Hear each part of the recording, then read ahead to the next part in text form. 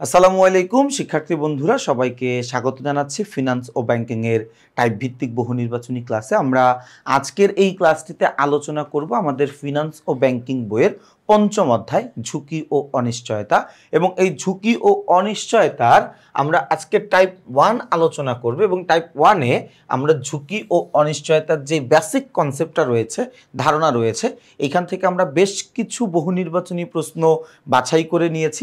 ওই বাছাইকৃত প্রশ্নগুলোই আমরা আলোচনা করব। আমরা আমাদের এই শীটের বা এই বইয়ের 1 থেকে 11 নম্বর সিরিয়ালের প্রশ্নগুলো আলোচনা করব ইনশাআল্লাহ। আমাদের ক নম্বর প্রশ্নে বলেছে প্রত্যাশা ও প্রাপ্তির ব্যবধানের সম্ভাবনাকে কি বলে? এটাকে বলা হয় ঝুঁকি। আমরা সবাই জানি যে প্রত্যাশা ও প্রাপ্তির মধ্যে যে পার্থক্য, ওই পার্থক্যকে ঝুঁকি বলা হয়। ভাইয়া, আমার এক্সপেকটেশন যেটা আছে, আমার একটা প্রত্যাশা আছে, তাই না? আমার প্রত্যাশা এবং আমি যা কিছু পাইলাম, এই দুইটার মধ্যে যদি কোনো পার্থক্য, কোনো তফাৎ আমরা পাই, তাহলে সেটাকে আমরা বলি ঝুঁকি। সেটাকে আমরা কি বলি ভাইয়া? সেটাকে আমরা বলি ঝুঁকি। আচ্ছা, এর পরের প্রশ্নটাতে আমরা চলে যাব। এর পরের প্রশ্নটাতে কি বলা আছে আমরা দেখি। এর পরের প্রশ্নটা হচ্ছে প্রশ্ন নাম্বার 2।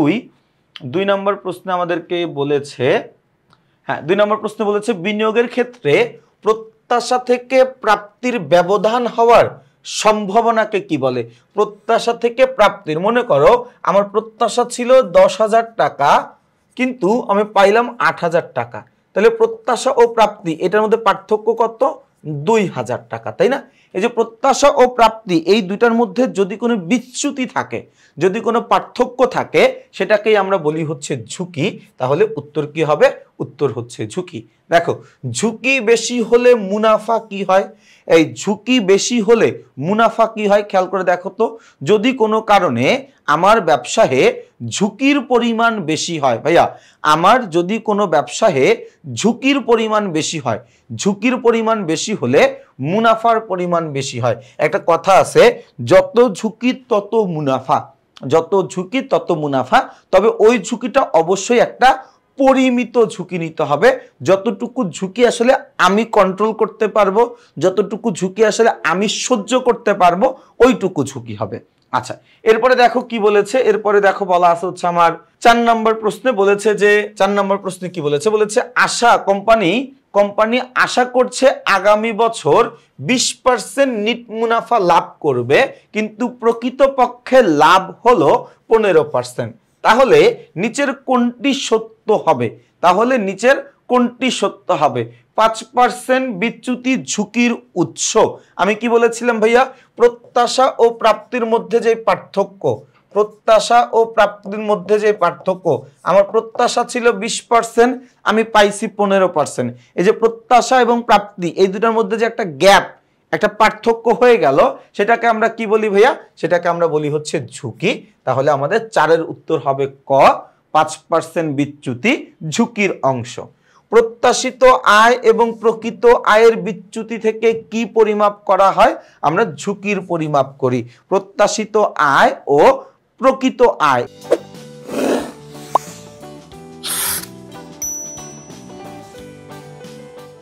এই দুইটার মধ্যে যখনই কোনো পার্থক্য হয়, ওই পার্থক্য থেকেই আমরা কি পরিমাপ করার চেষ্টা করি? আমরা ঝুঁকিকে পরিমাপ করার চেষ্টা করি, তাই না? আচ্ছা, এর পরের প্রশ্নটায় চলে যাব আমরা। প্রশ্ন নাম্বার 6। আমাদের 6 নম্বর প্রশ্নে কি বলেছে দেখি। বলা আছে বিচ্যুতি থেকে কি সৃষ্টি হয়? বিচ্যুতি থেকে আমাদের ঝুঁকির সৃষ্টি হয়। ভাইয়া, বিচ্যুতি বা পার্থক্য থেকে কিসের সৃষ্টি হয়? সৃষ্টি হয় হচ্ছে ঝুঁকির সৃষ্টি হয়, তাই না? আচ্ছা, এরপরে দেখো অতীতে অর্জিত আয়ের বিচ্যুতি থেকে কি পরিমাপ করা হয়? ভাইয়া 7 নম্বর প্রশ্নটা। ভাইয়া প্রশ্ন নাম্বার 7 কি বলা আছে? অতীতে অর্জিত আয়ের বিচ্যুতি থেকে কি পরিমাপ করা হয়? বিচ্যুতি বা পার্থক্য থেকে আমরা মূলত ঝুঁকির পরিমাণকে নির্ণয় করি, তাই না? তাহলে উত্তর হচ্ছে ঘ, ঝুঁকি। 8 নম্বর প্রশ্নে কি বলা আছে? বলা আছে অনিশ্চয়তার যতটুকু অংশ পরিমাপ করা হয় তা কি দ্বারা প্রকাশ করা হয়? ঝুঁকির মাধ্যমে প্রকাশ করা হয়। দেখো, আমাদের ঝুঁকি আর অনিশ্চয়তার ডেফিনেশনটা আমি যদি তোমাদেরকে বলি, এই ঝুঁকি ও অনিশ্চয়তার ডেফিনেশনটা যদি আমি তোমাদেরকে বলি, অনিশ্চয়তা দেখো আমার ভবিষ্যতে কোনো একটা ঘটনা ঘটা বা না ঘটার যেই সম্ভাবনা তাকে আমরা অনিশ্চয়তা বলি। আর এই যে আমাদের অনিশ্চিত ভবিষ্যৎ, এই অনিশ্চিত ভবিষ্যতের মধ্যে আমরা যতটুকু অংশকে পরিমাপ করতে পারি ওইটুকু অংশকে আমরা বলি ঝুঁকি। তাহলে অনিশ্চয়তার যে অংশটুকু পরিমাপ করা হয় তাকে কি বলা হয়? তাকে বলা হয় ঝুঁকি, তাই না? আচ্ছা, চলে যাব আমরা প্রশ্ন নাম্বার 9 নম্বর প্রশ্নে কি বলেছে আমরা দেখি। বলা আছে জনাব রাফির চলতি বছরের প্রত্যাশিত আয় ছিল 8%, কিন্তু বছর শেষে প্রকৃত আয় হয় 12%। এই আয়ের ব্যবধানকে কি বলে? ঝুঁকি বলে। এন্ড তুমি বলতে পারো ভাইয়া আয় তো 4% বেশি হয়েছে, হোক বেশি, পার্থক্য তো হয়েছে। আমার প্রত্যাশা এবং প্রাপ্তির মধ্যে যদি পার্থক্য থাকে ওইটাই ঝুঁকি। এন্ড বেশি হইল না কম হইলো এটা তো আমার দেখার দরকার নেই, পার্থক্য হয়েছে কিনা এটা হচ্ছে কথা। পার্থক্য হয়েছে, হ্যাঁ, তাহলে এটাই আমাদের জন্য ঝুঁকি হয়ে যাবে। বোঝা গেছে কথাটা? এরপরে দেখো 10 নম্বর প্রশ্নে কি বলেছে। বলেছে আয়ের উত্থান পতন বেশি হলে কোনটি বৃদ্ধি পায়? আয়ের উত্থান পতন অর্থাৎ আয় যদি বেড়ে যায় কমে যায় এই জিনিসটা যদি বেশি হয় তাহলে কোনটি বৃদ্ধি পায়? তাহলে আসলে আমাদের ঝুঁকির পরিমাণটা বৃদ্ধি পায়। ভাই তাহলে আমাদের কিসের পরিমাণ বৃদ্ধি পায়? ঝুঁকির পরিমাণ বৃদ্ধি পায়। এরপর আমরা চলে যাব প্রশ্ন নাম্বার 11 নম্বরটা আমাদের টাইপ 1 এর সর্বশেষ প্রশ্ন। কি বলা আছে আমরা দেখি ভাইয়া। 11 নম্বর প্রশ্নে বলেছে অনিশ্চয়তা থেকে ব্যবসায়ের কোনটি সৃষ্টি হয়? অনিশ্চয়তার যতটুকু অংশ আমরা পরিমাপ করতে পারি ওইটুকু অংশ থেকে আমাদের ঝুঁকির উৎপত্তি হয়। অনিশ্চয়তার যতটুকু অংশ আমরা পরিমাপ করতে পারি ওইটুকু অংশ থেকে আমাদের ঝুঁকির উৎপত্তি হয়, যে কারণে আমাদের এটার উত্তর হবে ঝুঁকি, তাই না? তাহলে দেখো আমরা কিন্তু টাইপ 1টা খুব সুন্দরভাবে আলোচনা করে ফেলেছি।